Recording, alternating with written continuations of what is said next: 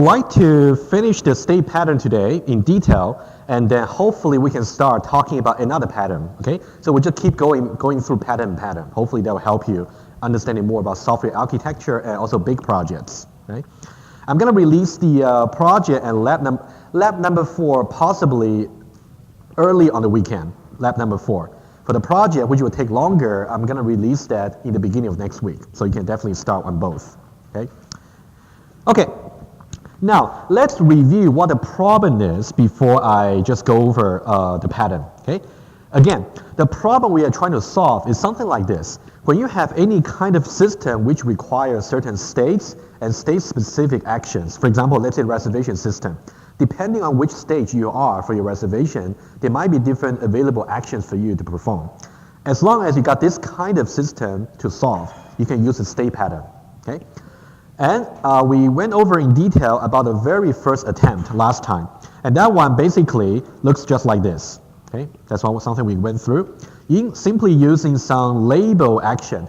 The good thing is it's very straightforward to translate from your transition diagram into this first solution here. However, we got lots of disadvantages for that in terms of design. You can go over that or check the video. Okay? And the second design we had was a little bit, actually I would say it's much better. However, it's still not perfect. So this one here, we have so-called separation of concern. We say that the transition diagram or transition graph should not be the main focus or should not be the dominating part for your system there. We try to make it just an attribute or property of your system. So what we did was we declare some feature called transition. So we're going to take some source states and then take some transition, we call it choice, and then return the target states. That's how we make transition, okay? And just to remind you about it, so this is really the transition diagram we are going throughout the state pattern, okay? So you got 6 states and 3 possible choices you can make, okay? We'll review this diagram in just a moment. Okay, that's about transition, and how you can implement that, you can use a 2-dimensional array, very easy, okay? Because you got a transition table like this. So the number of rows can be just the states, and all the columns can just be the choices you have, right? So you got 2-dimensional. Okay, and also we talk about this is better solution because in some way you will see that the high-level structure for the control can be reused. Let's just go over again. But this is the most important diagram to recognize, to understand for the second design. This is not perfect, but good enough, okay? But we'll try to see something that's even better.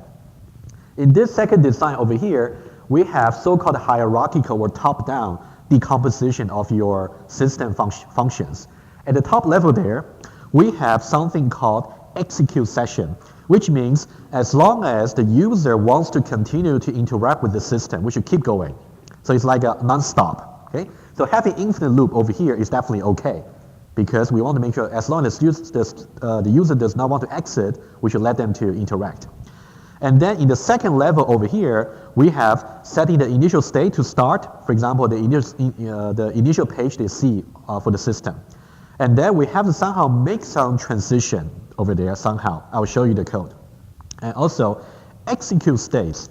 So this is the interesting sub-function we have. So when you say execute states, it really depends on which state you're talking about. Because, for example, let's look at the diagram over here. If you say execute state from the final state, for example, you don't have many options because that's already the final states. On the other hand, if you say execute states from this as a current state, you got actually 2 options over there. You can either go to state number 3 or you can go to state number 2. Or if the current state happens to be this, you also got different options. So it's really state dependent. So that's why you see that in the second solution over there, we have to pass around the current states throughout the levels, okay? So the execute state sub-function here also can be divided into the next level. So for executing each state, we have to display, read the user input, and validate the inputs, and try to produce an error message if necessary, and also the process before we move on to the next state, right? So that's kind of the hierarchical structure we have. And then we always check if the current state is the final state. If it is not, that means the user wants to continue, so we should keep going. Otherwise, we exit, terminates. Let's see some technical details to see exactly how these work. And you will soon see, even though this design is already a major improvement from the first design, it's still not good enough. There's a reason for that. Okay. So now let's look at the top level execute session. So now we are looking at this particular feature routine over here. Let's have a look at how that can be done. So now we are talking about how we can interact with the user. The basic principle is we're going to keep prompting them for the input until everything is valid, so we can actually go until we are in the final states. So you can see that we say that initially we set a current state, which is an integer, to be the initial states. You can define the initial state somewhere. And then you say that if the current state is final, then we are done. If it is not final, then we keep going with the iterations. For each iteration, we have to based on what the current state is, we're going to do something about it, right? If that's in reservation, or if that's in confirmation, or that's in query states, right? Depends. And then once we do something about it, we also ask the user, what would you like to do in order to move on? If the user say, I want to go to a help page, then we should go to the help page. If they say, I want to go to the confirmation page, then we should go to the confirmation page. And this is the transition function we just defined. And now we assume we use a two-dimensional array to use it, right? So for example, let me just give you one example run over here. Let's say over here, let me just undo over here. Let's say over here, if I say transition, if I'm currently in this state, that's a current state. Current state is 2. And then let's say the user choose to move on to the seed inquiry, which means they pass 3 over here, okay? And then what should be returned is the target state, which will be 3. Okay, that's how we move on, that's how we do for the transition function. You can see the source states and the target state, they're both integers, okay? Any question about transition function here? Okay, hopefully that's rather similar to what you learned in 2001. Okay, so now let's have a look at another important feature which we didn't really go through in detail last time. So we have just walked over this particular execute session there. You can see execute states, it really depends on what the current state is. Okay, so now how can we implement execute state? Let's see. For every state, there is a general pattern we have to follow. Let me just show you the code. Okay, you also can download the source code from the web. Okay, and play with it. So now the execute state takes only one single parameter, which is the current state. Depending on what the current state is, we're going to do things a little bit differently, but the general pattern is really the same. First of all, we say that we're going to keep executing this particular states if the answer from the user is not valid. As soon as it becomes valid, we are done. We can move on to the next stage. Okay? And then we say that, first of all, we're going to display what the current state is. And depending on what the current state is, the display can be different, right? If we are in confirmation, seed inquiry, or final, depends. And also, we can read the answer from the current states. After that, we can read the choice, where would the user want to go in the next step. And also, we can validate if the current states, if the answer is actually valid. And also, finally, we can say, if the answer is not valid, we can print some error message, right? If we can exit from the loop, that means the answer from the user is actually valid, so we can just process that, okay? And then, finally, this particular execute state is going to return some integer. This integer tells the top level, the execute session there, the user wants to find this particular choice and now move on to the next stage. Any question about these two features we just talked about? So we have just gone through the details about these two. Let me just show you again. And now I'll make some remark. So we have just gone through this one here and this one here. So these two. Okay. Let's talk about what's good and what's bad. The good thing is the control structure for execute session and execute states, they are very general, which means it doesn't matter what the application you're really dealing with, you can always reuse it. Because for any application for handling any states, you always want to display and then read and then process or to produce the error message. The pattern is there. You can always reuse it. But what's really bad? Okay? Let's have a look at why it can be bad. If you just look at this like that, can you see any visual hints about what's really bad? Are we passing something around too often? The current state, right? You can see the current state, which is a parameter over there, it is passed in the display, re-answer, re-choice, correct, message, and process. Everything, okay? So we're passing around this data too much. So somehow, and this is one thing, when you're passing around the data too much, that means you have some improvement for refactoring your design. But there's something that's even worse, okay? I'm gonna illustrate that. Okay, so now, another question here. So you can also see the description for each of the feature, right? So every one of them takes the current states. Now, think about how you would implement each of the features over here. Do you think each one of them has a very similar structure based on the input they're taking? Okay, you want to try?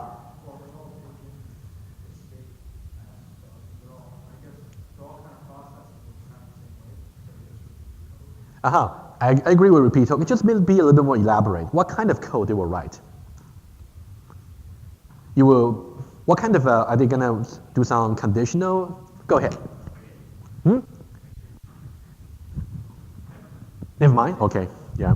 Okay, let's say, for example, if I say display current states, I gotta say something like this. If the current state is initial, I'm gonna print out initial panel. Else if current state is, let's say, confirmation, then I'll display something else, right? So it really depends on what the current state is. I'm gonna behave differently. So that's something called discrimination. We gotta discriminate on the value of the current states. And we're gonna do this for every feature over here. As you said correctly, we're repeating the same structure over and over again.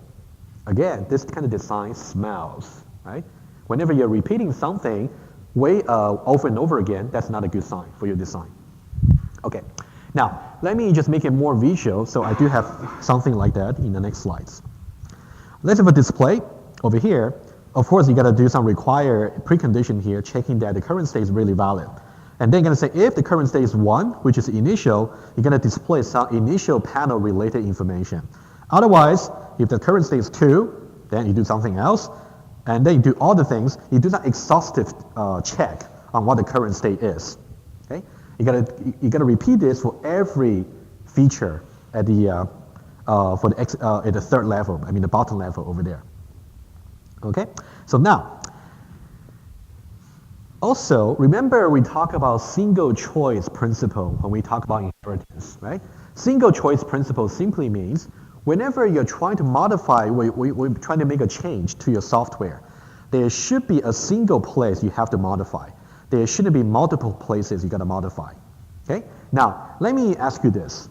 For this particular design, where every feature like a display, process, message, validates, answer, etc., every one of them has to repeat this kind of if then else statements. Now, if I try to add a new state, let's say, then what would I have to change?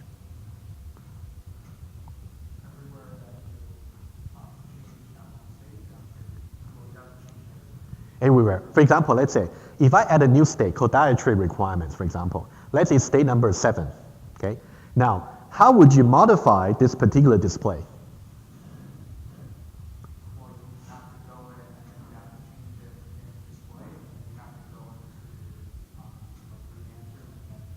Yeah, so for example, for display over here, you're gonna add another else if to say else if current state is 7. In that case, I gotta do something else, right? So now for this particular newly added states, I have to change for every feature over here because the if statement has been repeated for so many times. So I gotta repeat, I also gotta change for so many places. So that violates the so-called single choice principle, okay? So that's why the second design, even though it's already a big improvement from the first one, but still, it's not good enough. It smells because of repetition, and also it violates the single choice principle, right?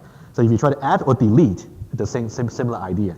If I try to delete, let's say, the state number 2, If I try to delete that, that means I don't need this else if anymore for every feature over there, right? I gotta do multiple deletions, okay? Any questions until now? Okay? We're still trying to criticize about this solution here. Because later on, when you do your software project, it may not necessarily have to apply the design patterns. When you come up with some new design yourself, you have to judge if your design is good enough, right? First of all, to see if your design spells, or to see if your design violates some principle, for example, single choice principle. Okay, if no question, I'll move on. Okay, so now let's see this. Again, this is the functional, go ahead.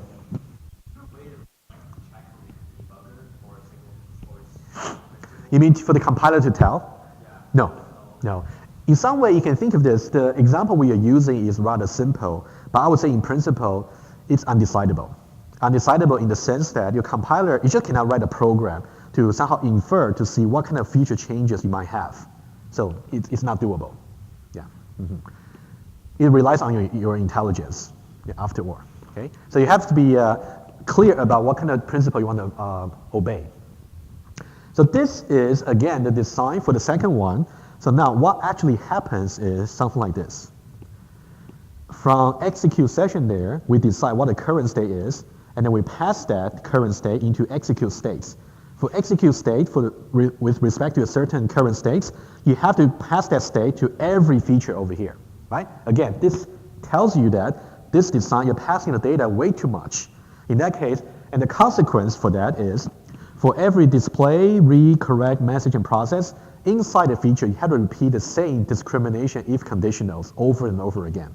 Okay, smells, and that also violates the single choice principle. It's very vulnerable to changes. Okay, so now, how can we improve this though? Okay, there is a law over there, and I want to just make a small remark. You can you may not really see that, but you can try to review this sentence a little bit later. I'll show you something here. I want you to use your imagination now, okay? You can see over here for the display feature, we say that if the current state equals 1, we do something. Else if the current state equals 2, we do something. Think about what dynamic binding is. What's dynamic binding? Dynamic binding, first of all, what's dynamic binding?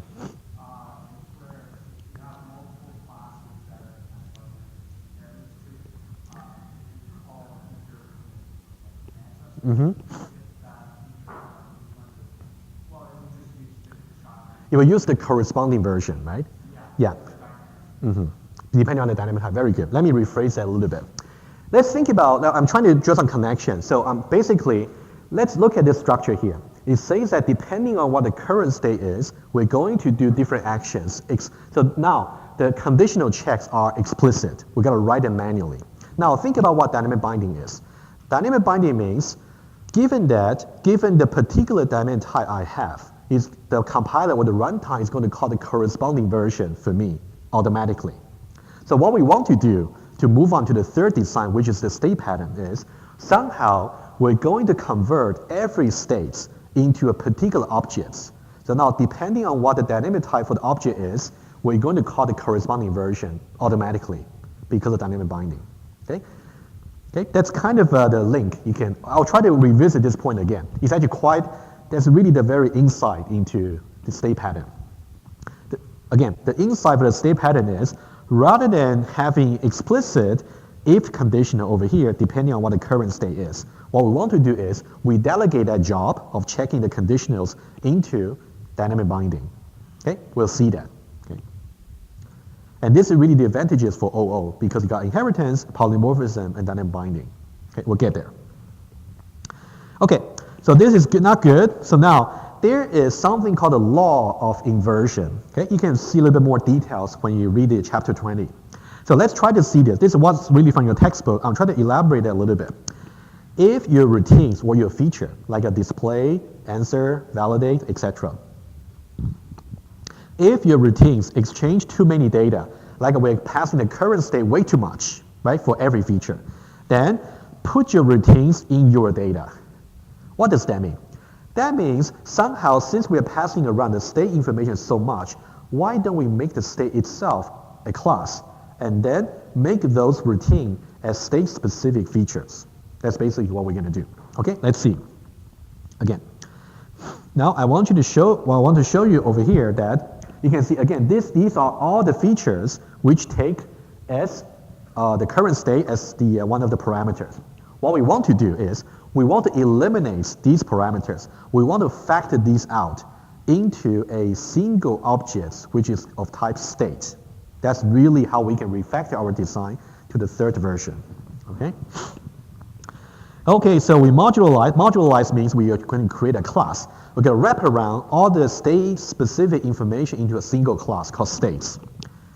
And then every feature that we talk about over here, let's say display, re-answer, re-choice, correct, process, and message, we're going to make them as the interface for the state class. Okay?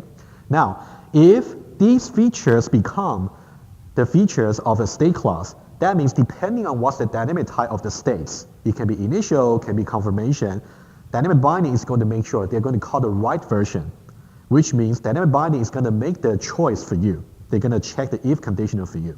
You don't have to write out any explicit if conditionals anymore. Okay? Okay, any questions until now? Okay. If no, I'm going to move on. Let's see the state pattern. Okay? Okay, so basically what we're going to do is, so in the third solution, so now we already have moved on to the third solution. Somehow we have to group, execute states, display, read, correct, message, and process, group all these into a single class called states. And then everything else we're going to call the application. So we only got two classes. So now this is a complete OO solution, exploiting the inheritance that we talk about. Okay, let's see how we can do that. Let's see the architecture for our state pattern here. Okay, let me do some annotation over here. Okay, let's see how we can understand this. First of all, you can see that we have a client-supplier relationship over here. Okay, let me use over here. That's client-supplier. Okay, now you can see that the application we talk about, they use something of static type states. You can see state is deferred, which means many features over there are simply not implemented. They're kind of left to descendant classes. Okay? That's the first thing to notice.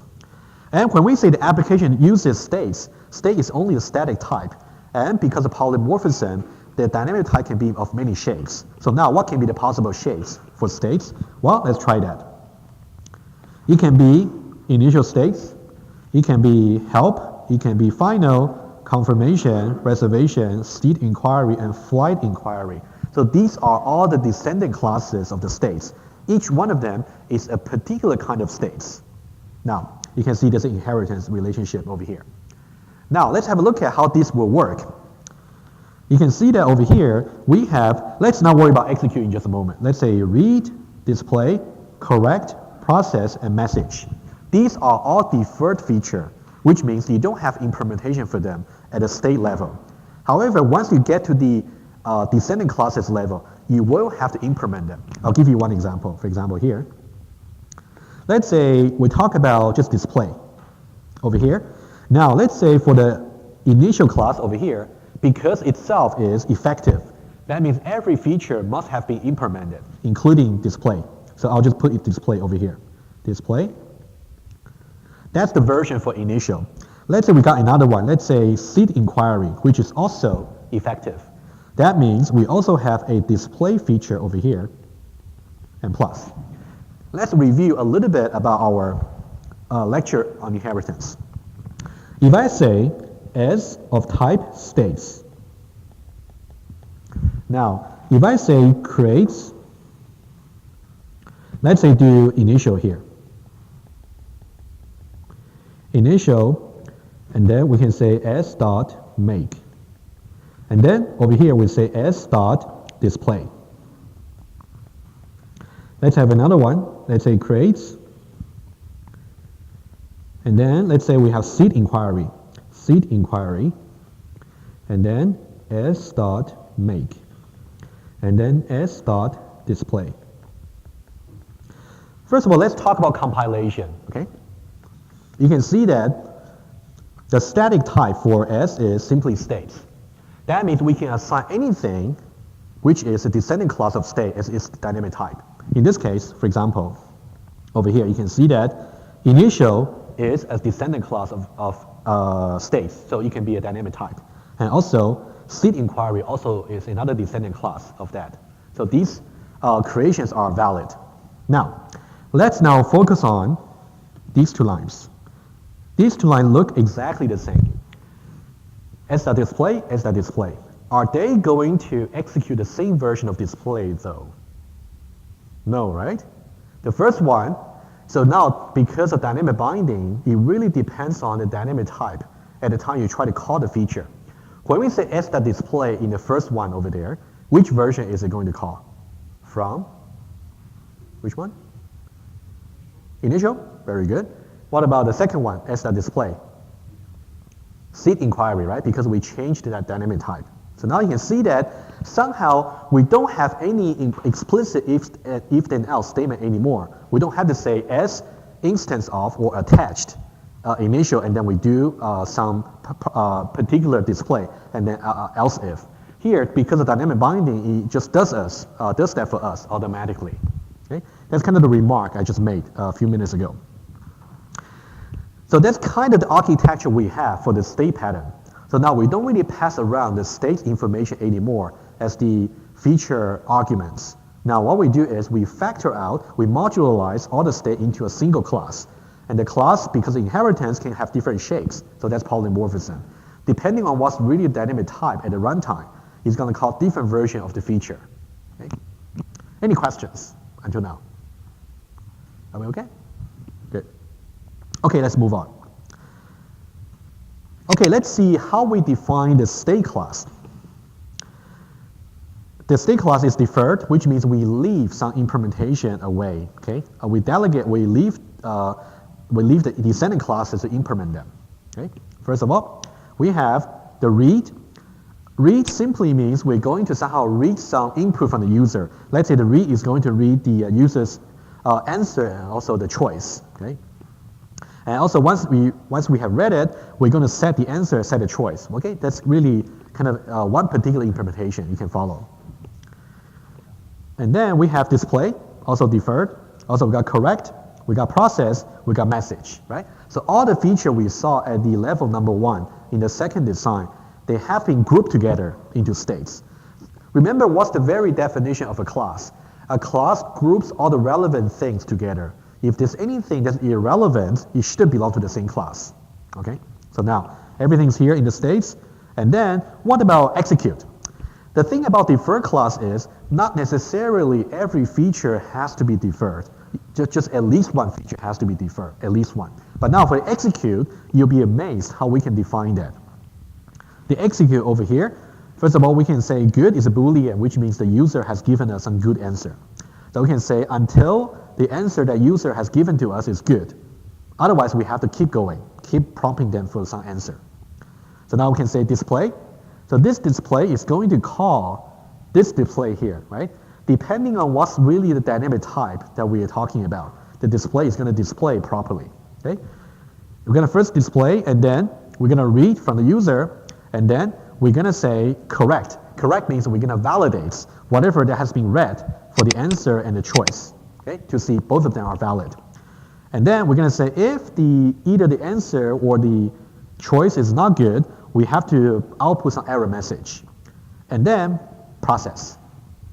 One thing to know before I take any questions, you can see that every feature we have over here, you can see, let me just go back here, this diagram here. You can see every feature we have, display, correct, process, message, and execute. So these are the features that we define as defer in the state class. And they will be implemented, they will be effected in all the descending classes over here. And once we have done that at the runtime, depending on what the dynamic type is for the particular states, it's going to execute the right version. That's dynamic binding. Again, we don't have any explicit if then else conditional to discriminate on the states. It still has to be done, but just being done using dynamic binding. We don't have to do it. Okay? It's just by default because we support OO, right? Any questions before I move on? State pattern is not too bad, right? Okay. I think the good thing about studying a state pattern is it puts everything together about inheritance. Okay. So you should really, we'll see more visuals in a moment.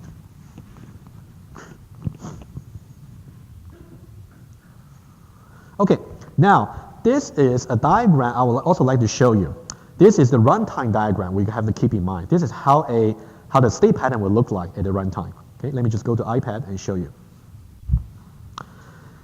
So now, let's say over here. So let me, when I talk about, so this is, okay, let me just use different coloring over here. So now let's say at the runtime, let's say for your particular application, let's call app, okay? Now, for your application for the reservation system, there are two things you need. You need to have a transition function over here. That's simply a two-dimensional array of integer. That one is not too difficult. You can see over here, this two-dimensional array here is exactly corresponding to the transition table we had before. Okay, you can double check with that. For example, I'll show you. Over here, you can see, I'll give you just one example. When you say app.transition over here, now, I want to go to, let's say, row number 2, and then column number 2. And then what I will get is 1, 2, and 2. So what does that mean? That means I'm trying to make a transition, right? So the row number here corresponds to the states. The column number here corresponds to the choice. That's exactly what we have in the, over here, right? In the transition table, right? Row over here are the states. Column over here are the choices you can make, like transitions. Now, when we say app.transitions 2 and 2, that means we are making the transition over here 2 and 2. And what we'll get is simply just 1. Okay? To be even more explicit, remember this diagram here? So these three are really corresponding to each other, right? So this is the visual diagram. This is transition table. And this is what you implement at the runtime. Okay? So these three are all equivalents. So now when I say app.transition to 2, that means I'm saying that if the current state is number 2, and I'm taking the choice of 2, what I will get is I'll go back to the initial states 1. That's exactly what happens. Okay? Any question about the transition table before I move on to the array of states? Are we okay with this? Okay. Okay, very good. So this part here is exactly implementing the transition table. So now this part here is a little bit tricky. That requires a little bit of explanation. And for our application here, we have another attribute called states. Let's look at its decoration over here. Again, polymorphism and dynamic binding is really important for understanding this. So when we say states, I'll repeat that over here. When we say states of type array of states. So now how do we understand this decoration here? Remember when we talk about inheritance, we talk about the student management system. We say there's an attribute called students of type a linked list of students. So that means every element in the array or in the linked list has the static type students. At the runtime, you can store any objects that is a descending class of students. Similarly over here. So now let me just do some annotation here. So what does this mean? That means each item has static type states. Now because of polymorphism,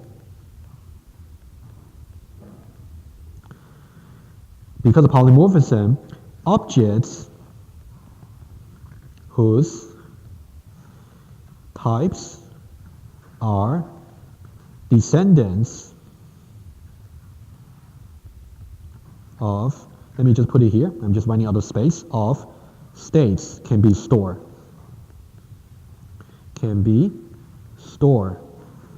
Into the array. Okay, that's polymorphism. Okay? As you can see over here, we have an array of size 1, 2, 3, 4, 5, 6. 6 states over here, right? And then you can see that that's exactly what we have. You can see the dynamic type for the first element here is initial. Remember in the architecture, initial is a descendant class of states. That's why we can do that, right? So initial is a subclass of states, the type we can store. And the second one is basically just another dynamic type, which is flight inquiry. And then seat inquiry, reservation, confirmation, and final, right? So depending on which one you have. Let's see this again. Let's see how dynamic binding can come into play. Let's try the following. If I say APP over here, which is this guy here, dot states. And then let's say we go to position 2. Position 2 refers to this particular state over here for flight inquiry, okay? And then I say dot display. Versus if I say app dot states at position, let's say 3. Position 3 refers to this particular state about seat inquiry, right? One is about flight inquiry. The other one is about seat inquiry. And then I say dot display. Okay? Let's first of all see compilation and runtime execution, right? First of all, why does it compile? If you look at that, state number 2 and state number 3, they are of static type states. And the state class does have the display feature defined, so that's why they compile. Now, at the runtime, which version of display are they going to call? Now, it depends on what's the dynamic type, right? So now, if you look at that, state number 2, let me use a different color here. State 2 has this particular dynamic type, which is flight inquiry. So that one is going to call the version in flight inquiry. So this one here, this one over here, is going to call the version in flight inquiry. Similarly, how about this one over here? What's the dynamic type? Seat inquiry, exactly, it's different.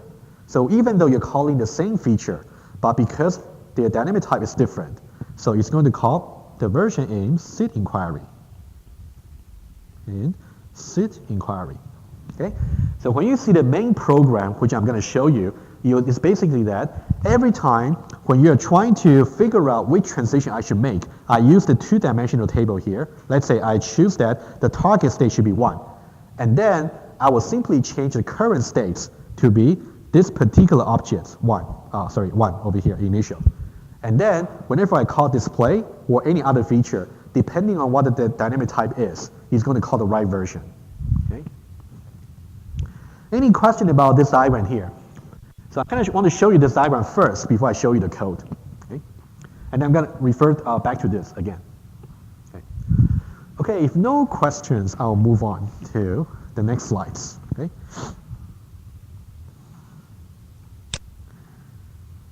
Okay, now let's see the next one.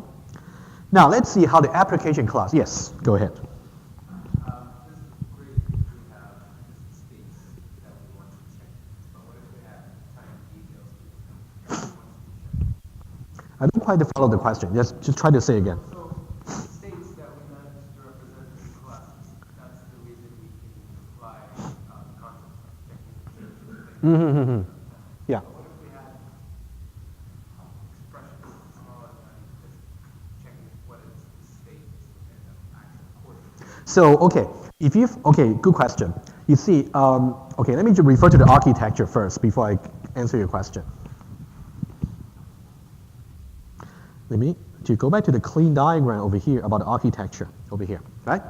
You can see that in the state defer class, the superclass over here, right? We try to define all the features that are necessary for you to actually process the state, right? Any state-specific feature should be defined in the state class. If you find that there's a particular expression you got to perform over and over again on the states, you should put them there, right? So basically, again, what's the very definition for class? That means you should really group all the relevant concepts together in a single place, which is called a class. Now, because we know that what to read, what to display, and what does it mean to be correct, depends on what the state is. Right? That's why we kind of define these features in this state class. But now for any expression you just talked about that you may want to perform on every state, you should put that feature over here. You shouldn't separate that out. Yeah, maybe that answers your question, I hope. Okay, let's go back over here. Okay, that's about the states. Let's see how we can define the application class over here. So now for the application class, first of all, we have a transition table, right? Remember the transition table we have over here, right? That's a transition table, two-dimensional table. And then we also have the states, which is an array of states, right? That's exactly what we have over here, an array of states, okay? Because for this particular application, we got 6 possible states. So the array size is of 6. I'll also show you how you can initialize your system in just a moment. Okay, now we have different features that we have to support for this application class. So first of all, let's define what the initial state is. It can be 1, can be any number. It has to be a valid row number. Remember in the transition table over here, the row number 1, 2, 3, 4, 5, 6. These are the valid row numbers for representing the states, right? So whatever initial state you assign should be within 1 and 6.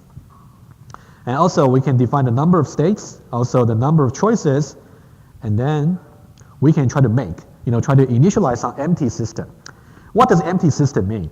You have to somehow give 2 parameters for the make. How many states do you have? And how many possible transitions you can have? How many choices can the user take? So these are depending on what the system you're really trying to build. It really depends. Okay, do the proper assignments, and then you can just do, okay, so these are technical. You can just follow the code. Okay, now we have some class invariant over here. That's quite important. Remember, class invariant, one way to view it is, it's going to be the post condition for every feature you have, right? Another way to view it is, that means what does it really mean for the application itself to be valid, the object. For example, for an account object to be valid, the balance must be above 0. Otherwise, it's not valid. So now what does it mean for the application to be valid? That means somehow, let me show you what this means visually. So over here, you can see that, over here. Let's see this. So this array is, let me just use highlighter. This is the array of states. The length of it is simply 6.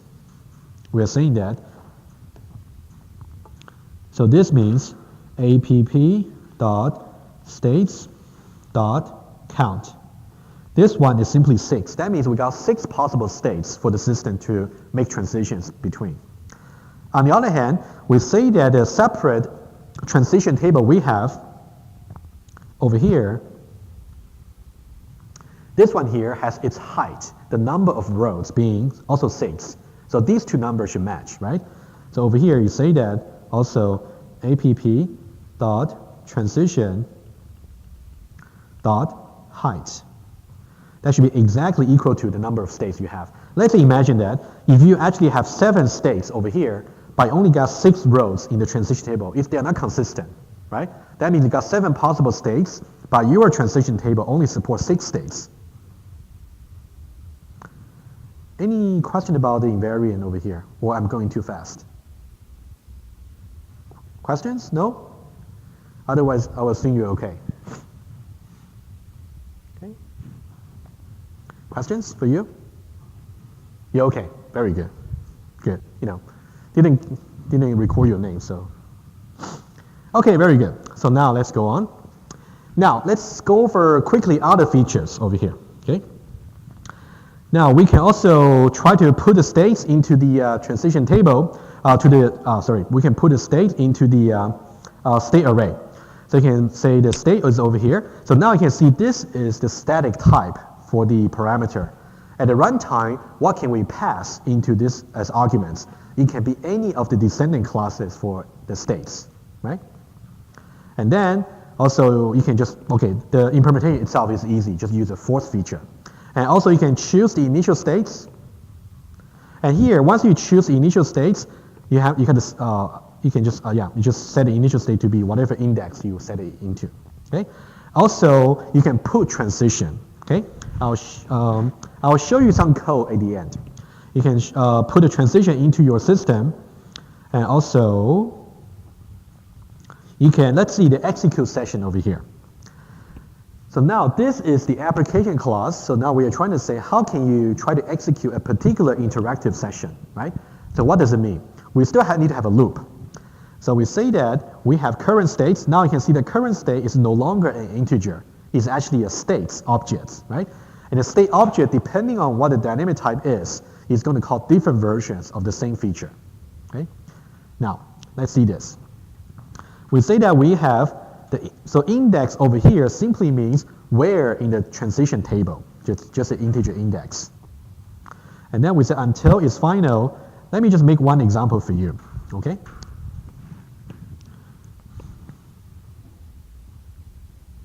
Let's say, for example, over here, let me just use a new diagram maybe.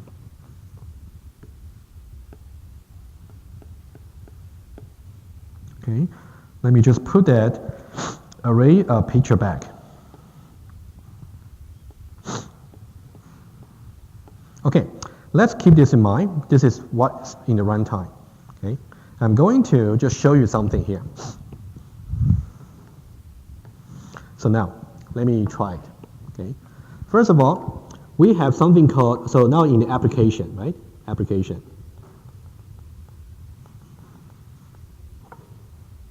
So now we say that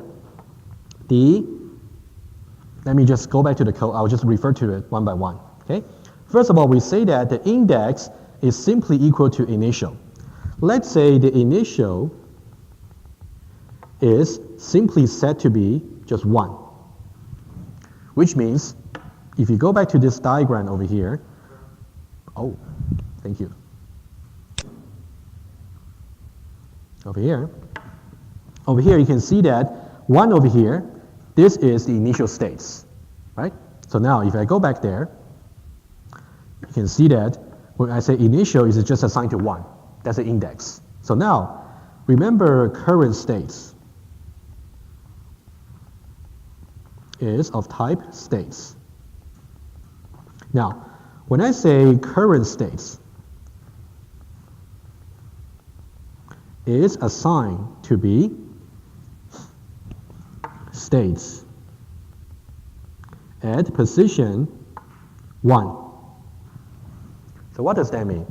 That means current state is now going to point to this initial state, right? That's current states. Okay, that's what happens. Now let's try to make some transition. Okay, let's try. Over there you will see that back in the slides, and you will say current state.execute, right? What does it mean when you say current state.execute? Current states dot execute over here. Now you can see that execute is actually a feature that we define in the state class. So now depending on which version we are calling, it's going to call that particular version, right? Okay. So now when you say execute over here, now it's going to call the version in initial over here, right? So that's a version that's going to be called. Okay. Let's now try to do some transition here to make it complete. So now we say that index is going to be the transition of, let's say, transition the item in the index. Let's try to understand this one over here. Okay. First of all, the choice is going to be something that you read from the user. Let's say, for example, let's say the choice we read from the user is something like this. Okay, I'm going to put it here. Let me use red. Let's say, let me just divide this into here. Let's say the choice from the user is simply just 2. Okay, so what does that mean? That means from this diagram over here, we are in the initial states, and we want to take transition 2. That's a choice from the user. So what should you do? What you should do is we should make a transition from 1 to 5. In this case, the current state should be changed to state number 5, which is confirmation. But how do we do that? Okay, I'll show you how you can see from the diagram.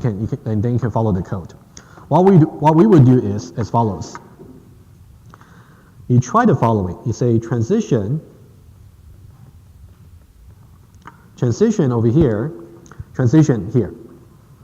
Transition dot item is a two-dimensional array, so we can pass the row and column number. What's the row we are talking about? Since we are currently in the initial states, so we are talking about this particular row. And then the choice we are having is number 2. That means the column we are talking about is number 2, right? So we could pass 1 and 2. It will give us 5. So now what does that 5 really mean? That means we should set a current state to be position 5 of the state array. Okay, let's now do that. So now this means the current states is now assigned to be as follows. You will say states over here, and then 5. Okay, over here, square brackets. So now what we do is current state, rather than pointing initial, it is now going to point to number 5, which is confirmation.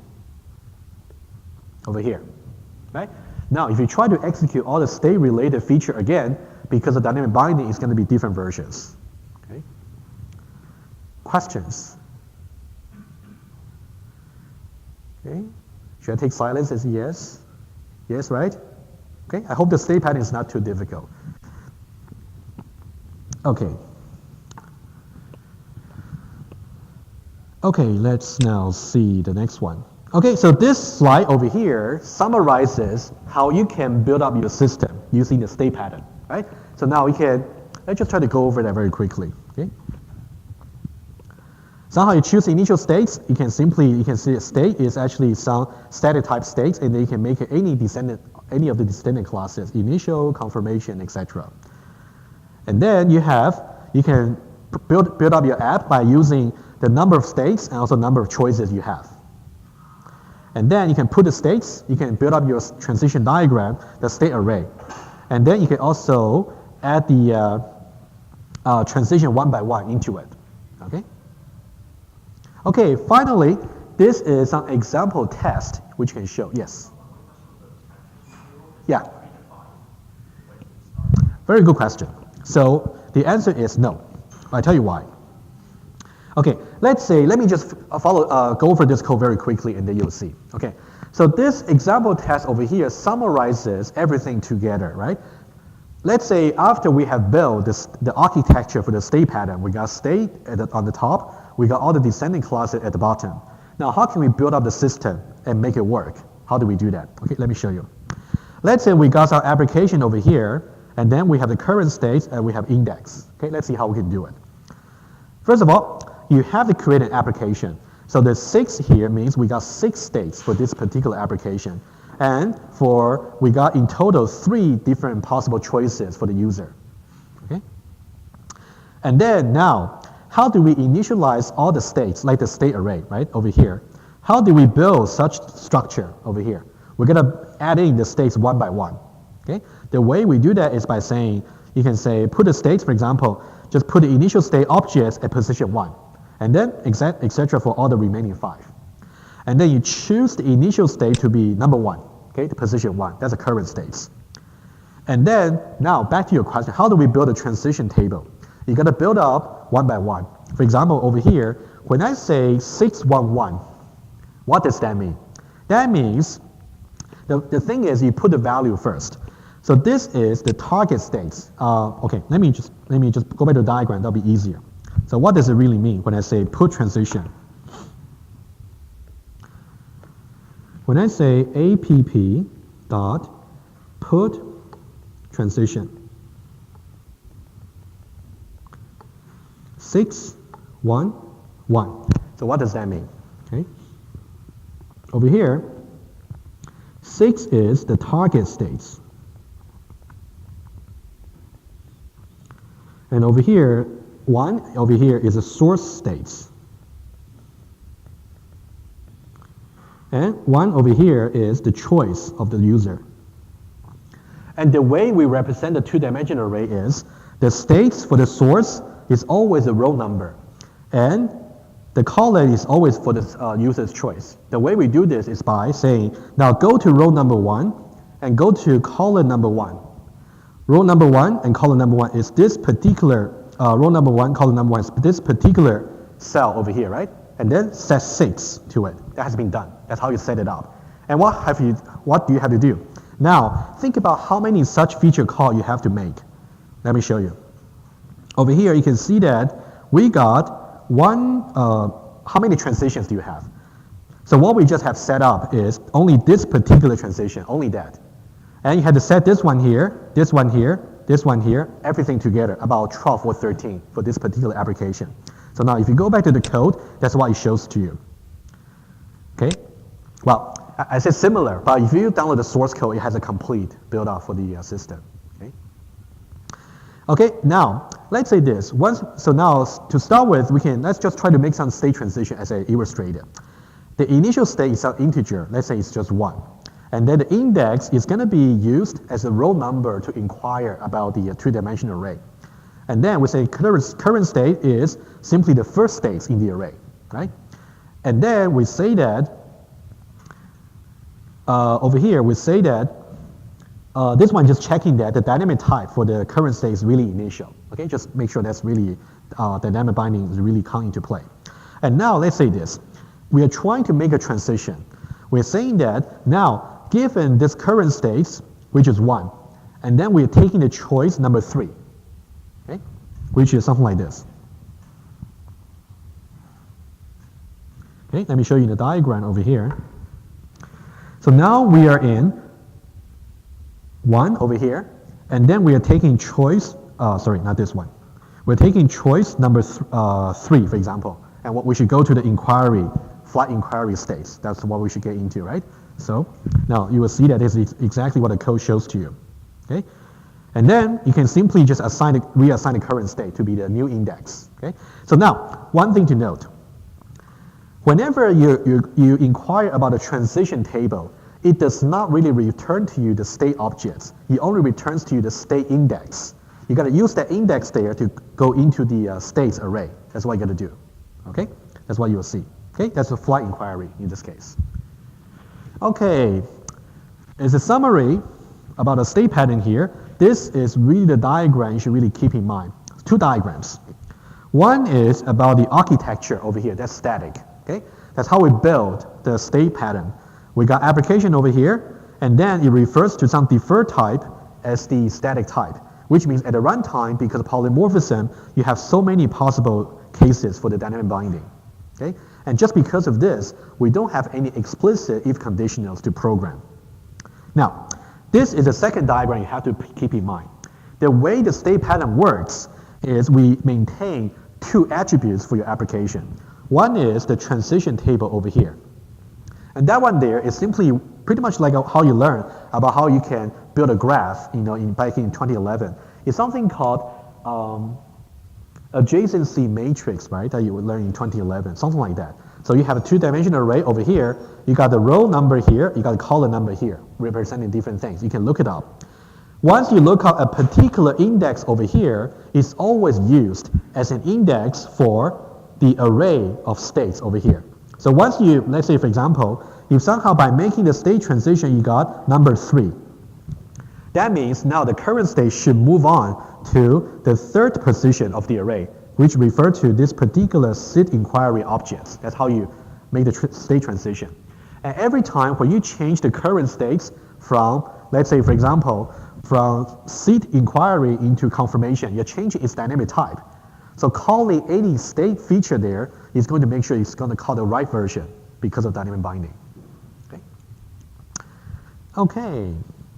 Any question about state pattern overall before I move on to a new topic? Yes. Non-determinism, you mean for the state? That's a good question there. Can we have non-determinism? The answer is no. Okay? This is what you're asking. It's a good question.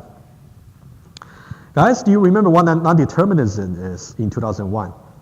For example, over there, let me just show you. Okay, I'll make it explicit. That's a good question. That's a very good question. Oh, yes. iPad. Good. Okay, let me show you what this is. Oh, okay, not here. Over here. What's non-determinism? let's say if somehow you come up with some diagram over here, like this. Let's say this is a state diagram. I'm just making it a little bit simple, okay, about 0 and 1. You say that if I have 0 here, I can also go to 0 over here. That's non-determinism. Given the current states, let's say over here, given the same transition, I might go to state number here or go to another state. That's non-determinism, okay? You don't want any non-determinism for your program because that means the user cannot predict what is going to happen. Think about what this means. The user says, I want to exit from this application, but now you bring them to the checkout page. It's pretty much like that. Or the other way, they want to check out, but you say, bye-bye. You know, we'll just come back next time, right? So non-determinism is not good. However, let's say non-determinism, okay, this really important. Non-determinism is good for modeling, but not for programming. Okay? Because not predictable.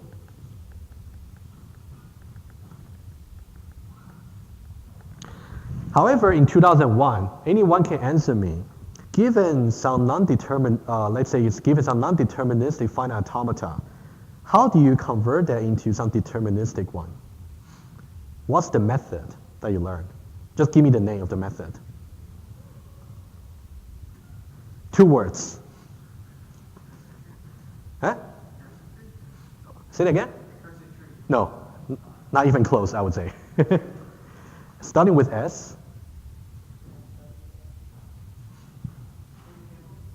State table? No. Good try. No. It was the second letter. SU.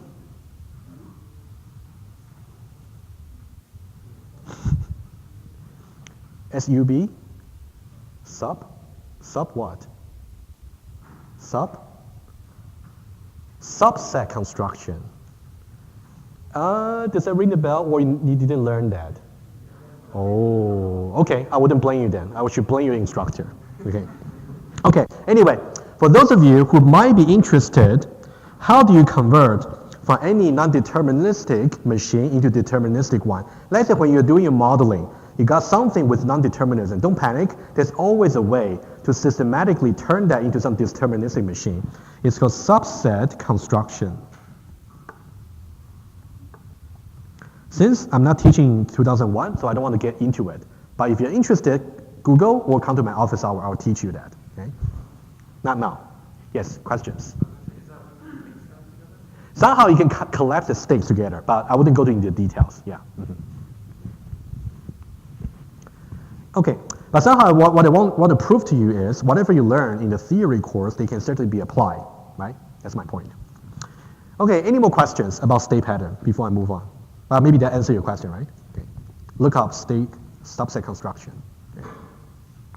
Okay, if no question here, let me talk very briefly about the composite design pattern. Now for the state pattern there, we talk about really 2 different alternative solutions that are bad, and then we talk about a state pattern. So now you should get prepared for the next, either the lab test number 3 or exam, okay? So for the state pattern there, since I talked so much detail, I would expect you to be somehow able to program the state pattern, right? Do play around with the source code I made available to you, okay? That's really important, okay? I wouldn't want you to discover from scratch, but at least I give you some starter code, you will be able to do something about it, okay? That's important, okay? Okay, now I got about 10 minutes. Let me try to do maybe some introduction, and then we continue the rest next Monday. Now, the next 2 patterns I want to talk about again also has something to do with dynamic binding and polymorphism. You'll be amazed because all the object-oriented pattern there, they all make use of the polymorphism and dynamic binding because that's OO. That's OO specific features. The easy one is called composite pattern. And then next week, we're going to talk about visitor pattern. That might be the most complicated one. Okay? It will take some more lecture to explain. But let's talk about composite. Composite is very easy. Let's think about what the problem we are trying to solve over here. At least we go over the problem and some bad design, and then we can go to a good design, maybe next week. Let's say over here, one example would be the manufacturer system. Let's say you talk about a workstation or the computer system in the mainframe room, for the lab. So now we got two notions of equipments over here. So we can either have individual components or we got subsystem. Well, let me show you an example here. Let's talk about computer system. What do we have? You have individual pieces of equipment, for example, hard drive, CD-ROM, and maybe your memory card, or maybe Apple Pen, etc. Just basic equipments, okay? That's one category. There's another category over there. They're kind of special. And for each equipment there, they might have some property, like attributes. For example, they might be how much does it cost for this particular Apple Pen, or how much power is going to consume, things like that, for each individual piece of equipment. Another category is a little bit different. I will want you to think about what the differences really are. That's really important. Other components are cabinets, buses, or chassis. For example, let's talk about cabinets. Cabinets does not just contain itself, because a cabinet might contain another cabinet, a smaller cabinet. The smaller cabinets might contain a workstation, right? So which means you can build something out of the cabinets. On the other hand, when you talk about hard drive and CD-ROM, they are pretty much like the most basic unit you can have, right? You cannot really insert anything inside. You cannot build anything out of it, right? It's really the basic units, okay? So these are really two categories of concepts that we have to deal with.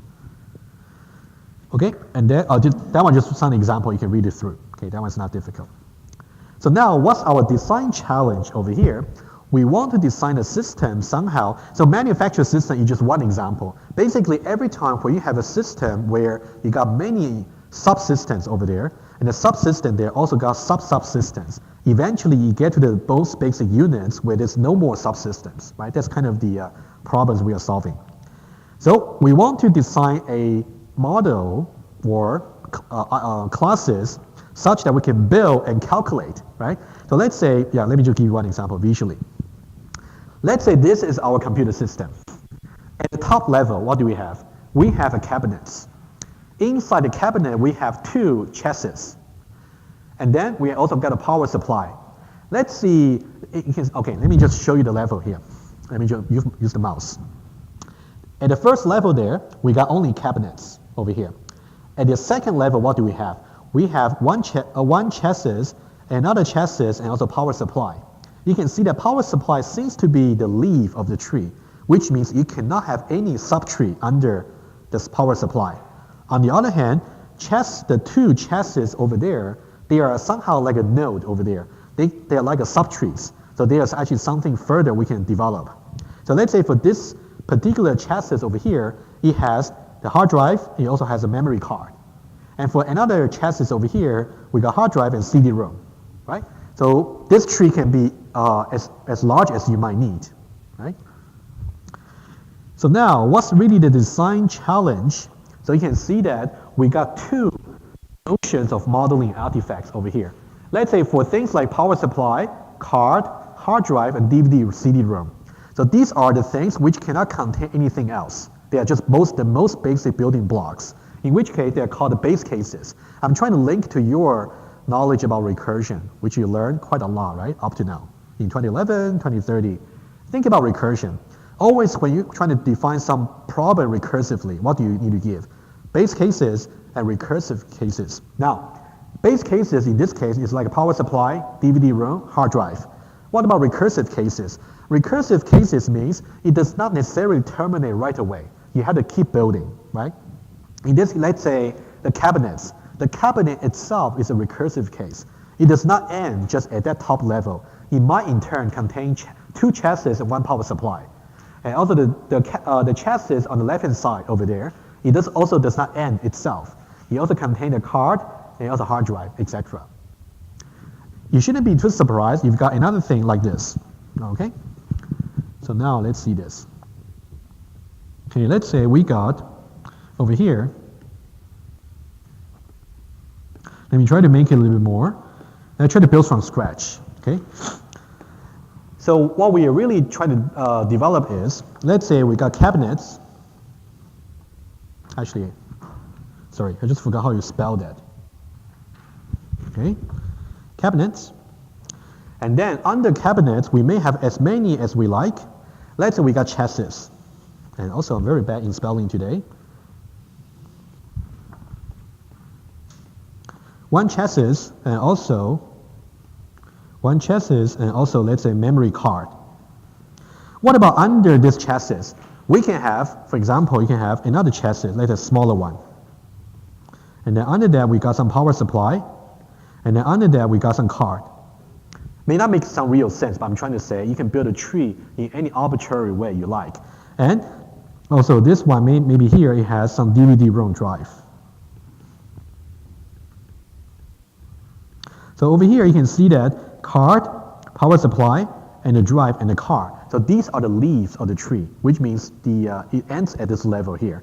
On the other hand, others like some cabinets, chassis over here, they are the recursive cases, right? So they are the starting point of some subtree where you can build further. Okay, now that's going to challenge you over here.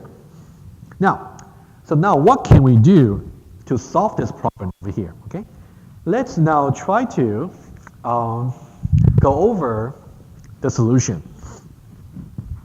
How much time do we have? We've got about 10 minutes, right?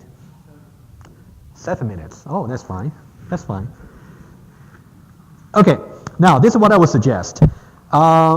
Let me stop the recording now.